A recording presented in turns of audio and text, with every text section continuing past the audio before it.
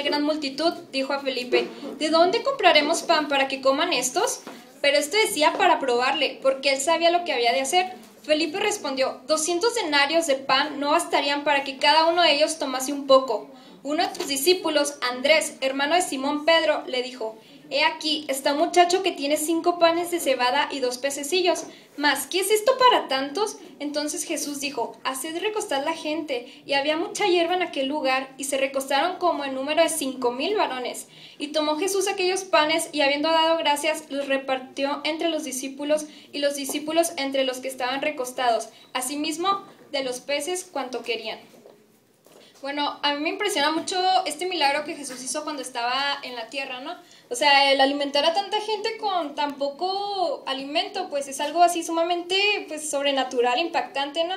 Él andaba por las ciudades y pues la gente lo seguía, las multitudes en masas lo seguían. En 5,000 personas siguieron a Jesús hasta un monte y entonces lo seguían por cuanto veían que él tenía poder para hablar del evangelio. O sea, él hacía maravillas y milagros y la gente se quedaba así asombrada porque pues nunca antes habían visto esto. Entonces la gente pues lo seguía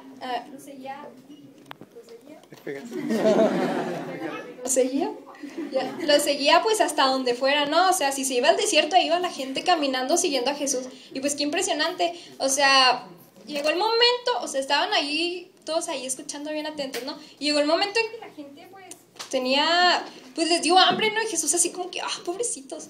Y entonces ya le dijo a sus discípulos: oye, pues es que ¿dónde compraremos pan para que todos estos coman? Y a los discípulos así, pues no sé, o sea, no alcanzaría tanta cantidad de alimento para alimentarlos. Entonces, pero Jesús no decía esto como para que alguien... O sea, bueno, los decía, ahí mismo dice que los decía para probarlos porque él sabía lo que tenía que hacer. Entonces sale de la multitud un joven, así como nosotros, pues ahí dice que era joven, no sé qué edad tenía, pero un joven como nosotros ofreciendo lo que él tenía. ¿Qué era esto? O sea, 5 panes y 2 peces para 5,000 personas. O sea, si ustedes hubieran estado en ese momento, ¿qué hubieran pensado? Ay, qué ridículo, ¿no? O sea, quiere alimentar con tan poco, ¿qué le pasa a este loco? Entonces, hasta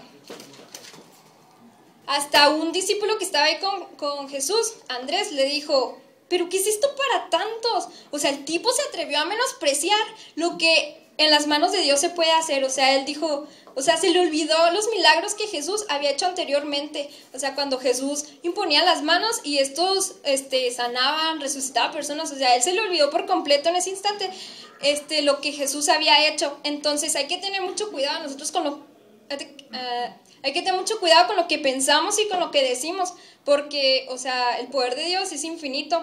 La vida cristiana es sobrenatural y lo que vemos con los ojos, pues, carnales, no es lo que parece. O sea, si tú ves algo, o sea, dice en la Biblia que es sombra de lo que es.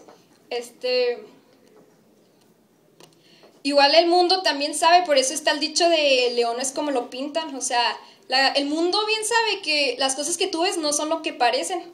Entonces, puede que pienses en algún momento, o sea, pero yo no sé casi nada del evangelio, no sé versículos, tengo bien poquito siendo cristiana, no soy tan madura como para que esté en esta situación. Pero yo te quiero decir que no te preocupes por lo que sabes, no importa si sabes mucho, si sabes poco, si tienes poco en el evangelio, tienes mucho, o si ves otras personas así que, por ejemplo, yo cuando llegué veía personas así que sabían un chorro, y yo me agüitaba así porque dije, ay, pues yo no sé nada, o sea, ¿cómo va a servir?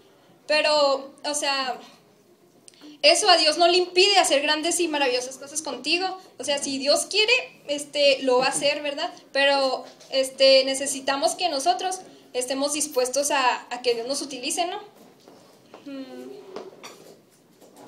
Porque, o sea, si tú te ves y dices, pues que yo no puedo hacer nada, o sea, ten en cuenta que no es lo que tú hagas, sino lo que Dios puede hacer a través de ti. O sea, no son tus fuerzas las que vas a utilizar, sino son las fuerzas de Dios en las que te vas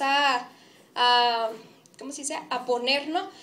No es en tu poder, porque nosotros ni siquiera tenemos poder, sino es el poder de Dios a través de nosotros, el que realiza los milagros, el que hace grandes cosas. Y es impresionante lo que se puede hacer con una persona cuando está dispuesta a ser utilizada por Dios. Cuando Dios encuentra a una persona con un corazón humilde y no avergonzándose por lo poco que tiene, o sea, no, de todas maneras, eso lo tienes y pues tienes que aguantarte, ¿no? Y explotarlo al máximo. Cuando le presentas a Dios los dones y talentos y virtudes que tienes, por muy pequeños que sean, no tengas dudas de que algo grande e impactante Dios va a hacer con eso. Porque si conocemos a alguien que sabe aprovechar las cosas, este es Jesús. Aún si no tuvieras nada, si nos fuéramos a un caso muy extremo, ¿no? Que, ay, pues de plano el amigo pues no tiene nada, no sabe hacer nada y así, ¿no? O sea, si fuéramos ese caso extremo, tampoco hay que preocuparnos porque en la palabra de Dios muchas veces sabemos que Dios va a proveer lo que sea necesario para utilizarte. O sea, su poder no tiene límite, como dice en Hebreos 11. A mí me gusta mucho ese capítulo. En Hebreos 11 nos dice que sacaron fuerzas de debilidad. La debilidad, pues, es la falta de fuerza, entonces es muy lógico, pero ¿cómo puedes sacar fuerza de algo? O sea, esas personas dice que sacaron fuerzas de debilidad, los héroes de la fe, ¿no? Pero ¿cómo es posible esto? O sea, ¿cómo es posible sacar fuerzas de donde no lo hay? Es sencillo, esas personas tenían puestas sus ojos en Dios, o sea, ellos se fortalecían en Dios y ellos tuvieron fe en el gran Dios que tenían, en el poderoso Rey, creyendo en Él y teniendo fe en Él de que Él pues los iba a sustentar, ¿no? Con fuerzas, aunque no las hubiera. Dios crea de donde no la hay.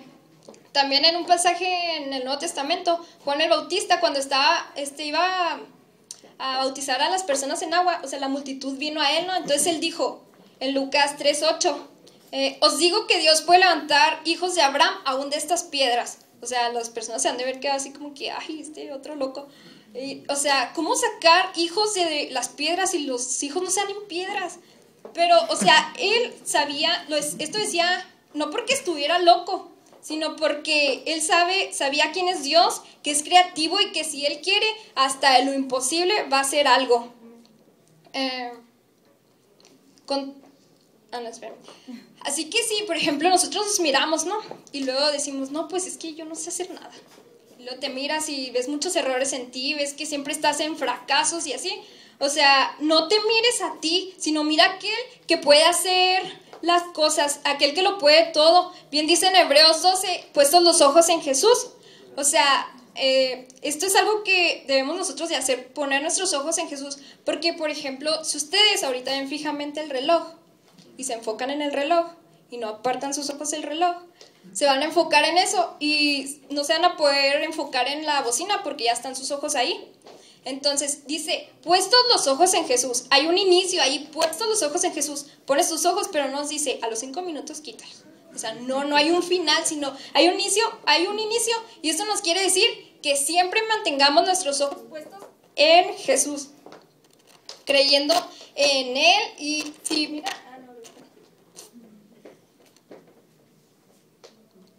bueno, vemos que, por ejemplo, tenemos errores, ¿no? Es lo que les decía ahorita.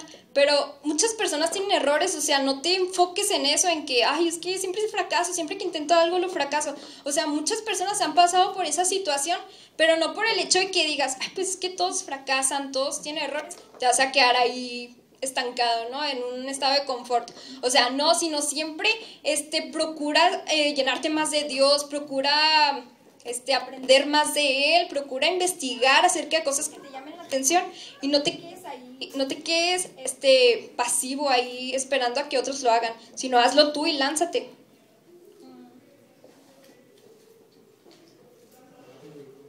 Vamos a Job 8:7.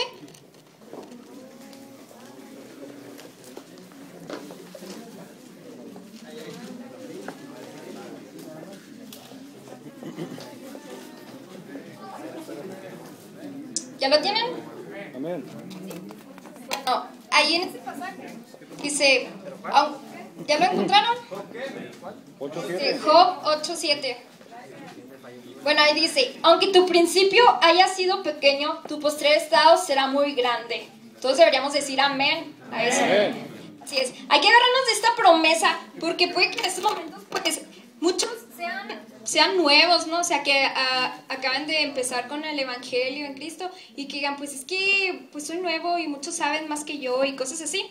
Pues no, porque aquí dice, tu aunque tu principio haya sido pequeño, tu postrer estado será muy grande. Les doy un consejo: si ustedes sigan perseverando en lo que es el evangelio, sigan llenándose de Dios, manteniéndose de pie, a pesar de las circunstancias que puedan venir y de los momentos difíciles, ustedes no caigan. O sea, cuando caigan, levántense y agárrense aún más fuerte de Dios. No menosprecien lo que te fue dado y sigue adelante. Lo que muchas personas, o sea, ustedes pueden ver al pastor Tinoco y dicen, wow, es que tiene un chorro de sabiduría, es que él sabe un chorro. O por ejemplo, Eduardo, yo lo veo y digo, sabe mucho también. Y luego, o sea, esas personas no nacieron sabiendo eso. O sea, conforme fueron creciendo y durante la trayectoria de su vida lo fueron aprendiendo a través de experiencias, a través de estar platicando con personas que saben de ciertos temas, investigando, leyendo, escuchando predicaciones y cosas así. Por eso ellos aprendieron, no porque hayan nacido así. Entonces tenemos confianza de que nosotros pues también, si queremos, lo podemos lograr, ¿no? Lo vemos claramente en un ejemplo con Jesús. Vamos a Lucas 2:46.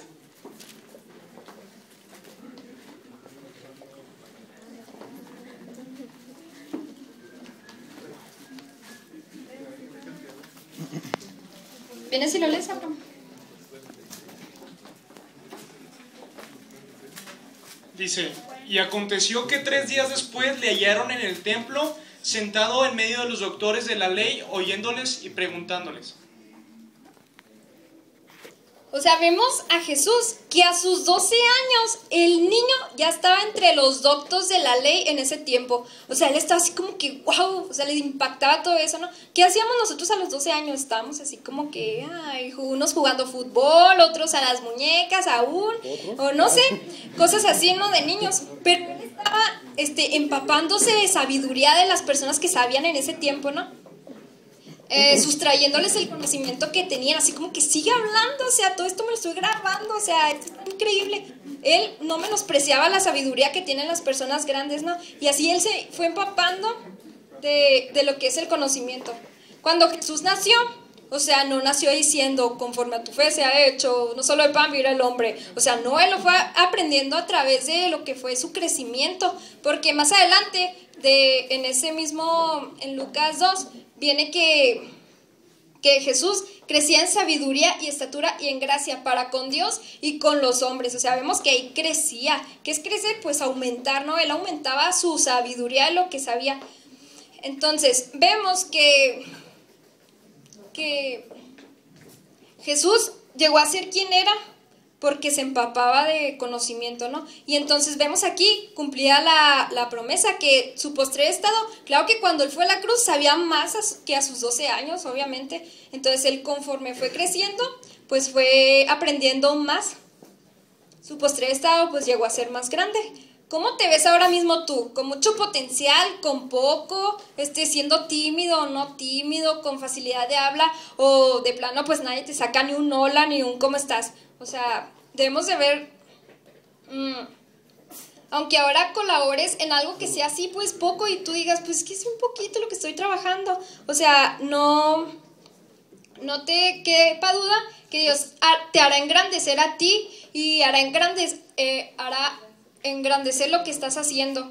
Dios te capacitará con lo que necesites para realizar pues la obra que Él quiere para ti, ¿no? O sea, Él te va a capacitar con lo necesario, con los dones, con las virtudes, con el conocimiento necesario que requieras para hacer la obra que Él quiere que hagas aquí en la tierra.